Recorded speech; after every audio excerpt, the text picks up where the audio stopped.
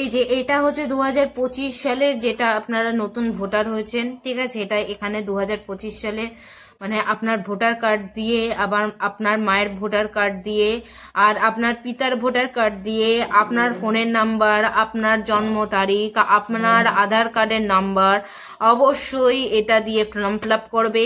যারা বিবাহিত, এখানে এখানে সম্পর্ক লেখা আছে এক জায়গায়, ঠিক আছে।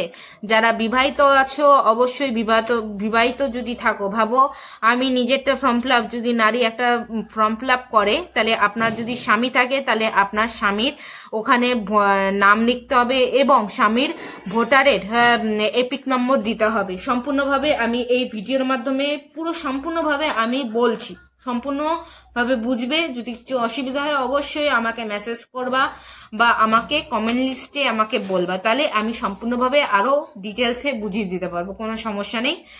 আর এইবার হচ্ছে নিচের দিকে আর একটা বাস্ক রয়েছে, এটা হচ্ছে আর একটা বাস্ক, ঠিক আছে।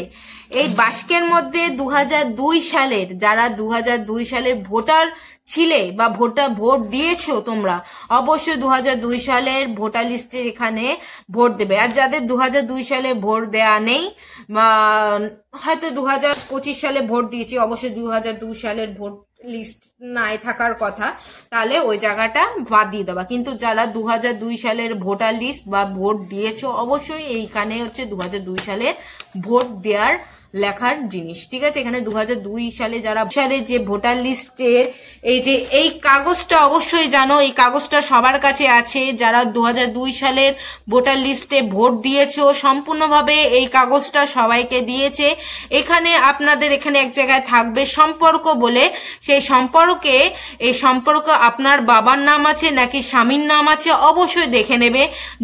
যদি বাবার নাম থাকে তাহলে বাবার নাম দেবেন, এবং যদি স্ত্রীর নাম থাকে তাহলে স্ত্রীর নাম দেবেন, যদি মার নাম থাকে তাহলে মায়ের নাম দেবেন। যেখানে যে সম্পর্কটা এখানে লেখা আছে অবশ্যই তার নামই দেবেন, ঠিক আছে।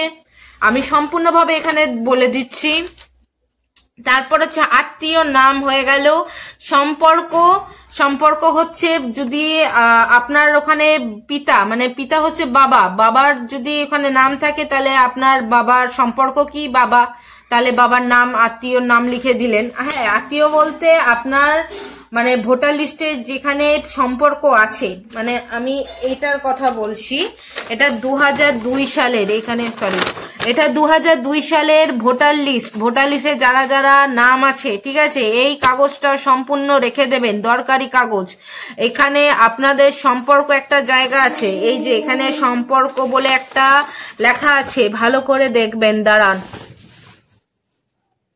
উল্টো করে লেখা অবশ্যই বুঝতে পারবেন না, আপনাদের কাছে যদি কাগজটা থাকে অবশ্যই বুঝতে পারবেন। এখানে একটা সম্পর্ক বলে লেখা আছে, এখানে আপনাদের পিতা, এখানে যে পিতা আছে পিতার নাম, ঠিক আছে।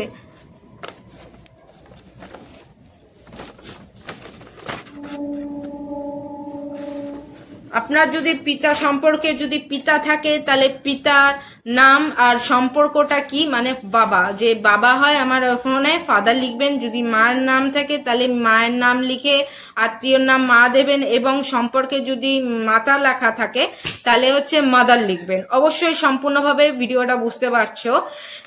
আর এইখানে হচ্ছে 2002 সালের যেটা আছে এটা আমি তো বললামই। আর এখানে হচ্ছে আপনাদের বিধান সবার ক্ষেত্রে। হ্যালো বন্ধুরা, এটা দেখতে পারো, এটা হচ্ছে আমার মায়ের ভোটার লিস্টে এসআর ফর্ম, ঠিক আছে।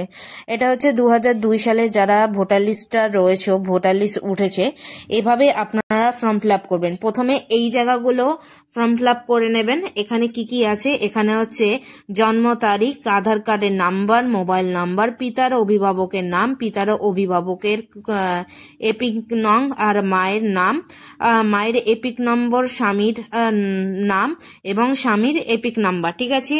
এটা হচ্ছে এখানে এদিকে ফর্ম ফিল আপ করবে।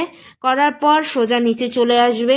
নিচে আসার পর এখানে হচ্ছে সর্বশ্রেষ্ঠ এসআর এর নির্বাচিত তালিকা থাকা নির্বাচন বিবরণ, ঠিক আছে। এদিকটা ফর্ম ফিল আপ করবে যারা 2002 সালে ফর্ম ফিল আপ করেছে বা 2002 সালে মানে লিস্টে নাম উঠেছে, ঠিক আছে।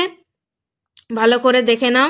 এখানে লেখা আছে নির্বাচকের নাম, এপিক নম্বর, তারপর হচ্ছে আত্মীয় নামটা যা হবে সেটা লিখবেন, সম্পর্ক যেটা আছে সেটা লিখবেন, তারপরে জেলা লিখবেন হচ্ছে নর্থ 24 পরগনা, রাজ্যের নাম লিখবেন ওয়েস্ট বেঙ্গল, বিধানসভা ক্ষেত্রের নাম লিখবেন হচ্ছে গায়েঘাটা, মানে যেখানে আমার মা ভোট দিয়েছিল সেখানকার 2002 লিস্টের ইয়ে। আর এখানে হচ্ছে বিধানসভার ক্ষেত্র নাম্বার, অংশ নাম্বার, তারপর হচ্ছে ক্রমিক নম্বর, যেভাবে আমি বলে দিয়েছি সেভাবে করবেন। এইভাবে লিখতে হবে। যারা 2002 সালের লিস্টে রয়েছে, ঠিক আছে, তারা এইভাবে লিখবে। আর যারা নতুন ভোটার লিস্ট, ঠিক আছে, এটা হচ্ছে তাদের পুরো এইভাবে ফর্ম ফিল আপ করতে হবে। এটা হচ্ছে 2025 সালে যারা নতুন ভোটার লিস্ট মানে হচ্ছেও তারা এইভাবে ফর্ম ফিল আপ করবা পুরো সমানে। এখানে এইভাবে বিধান ক্ষেত্রের নাম্বার আর হচ্ছে এত নাম্বার লিখবে। আর এখানে হচ্ছে অবশ্যই যেভাবে বলেছে জন্ম তারিখ, আধার কার্ডের নাম্বার, মোবাইল নাম্বার, পিতার অভিভাবকের নাম, পিতার অভিভাবকের এপিক নং, মায়ের নাম, মায়ের এপিক নাম্বার, তারপর হচ্ছে স্বামী ও স্বামী বলতে গেলে হচ্ছে এখানে আমার দাদার তো বিয়ে হয়নি, তার বউ বলতে কেউ নেই। যদি কারোর বিবাহিত থাকো অবশ্যই আপনার যদি স্বামী থাকে তাহলে স্বামীর নাম লিখবেন। তার সাথে আপনার স্বামীর এপিক নাম্বার মানে হচ্ছে ভোটারের উপরে একটা এপিক নাম্বার থাকে, ওইটা লিখে দেবেন। আর একটা কথা বলার আছে, এই জায়গাটা আপনার সাইন লাগবে, নিজস্ব সাইন। আর এখানে হচ্ছে যে কাউন্সিলর হোক বা পৌরসভা হোক যাই হোক না কেন, এখানে অন্যজনে সাইন করবে, ঠিক আছে। আপনি এখানে সাইন করবেন, এখানে, ঠিক আছে। আপনার যদি কোনো কিছু অসুবিধা থাকে অবশ্যই যেখান থেকে ফর্ম ফিল আপ নিচ্ছ বা আপনাকে ফর্ম দিচ্ছে সেখান থেকে আপনি যোগাযোগ করে ইয়ে করতে পারেন। বলে দিই, এইসব ফর্ম ফিল আপ যখন করবেন বড় ক্যাপিটাল লেটারে লিখবেন, সব বড় হাতের ক্যাপিটাল লেখা লিখতে হবে। আর সম্পূর্ণভাবে আপনাদের যদি যে ফর্মটা দেবে SR ফর্ম, ঠিক আছে, ওইটা 4টে আগে জেরক্স করে নেবা, জেরক্স করে সেটার মধ্যে প্র্যাকটিস করতে পারো। বা যদি ওইটা লিখেছো তুমি, সেটা যেখান থেকে তুমি ফর্ম নিয়েছো সেখানে দেখাতে পারো যে এটা ঠিক হয়েছে নাকি ভুল হয়েছে। অবশ্যই তারা বলে দেবে যে না ঠিক আছে, তাহলে ঠিক যদি থাকে তাহলে অবশ্যই জমা দিয়ে দেবে, ঠিক আছে। অরিজিনালে যেভাবে আপনারা জেরক্সে লিখেছেন সেইভাবে আপনারা অরিজিনালে লিখে পুরো দিয়ে দেবেন, অসুবিধা নেই। তা আমার ভিডিওটা কেমন লাগলো অবশ্যই বলে দেবেন কমেন্টের মাধ্যমে। আমি ভিডিওটা এখানেই শেষ করছি। পরবর্তী ভিডিও আবার নতুন টপিক নিয়ে আমি চলে আসবো।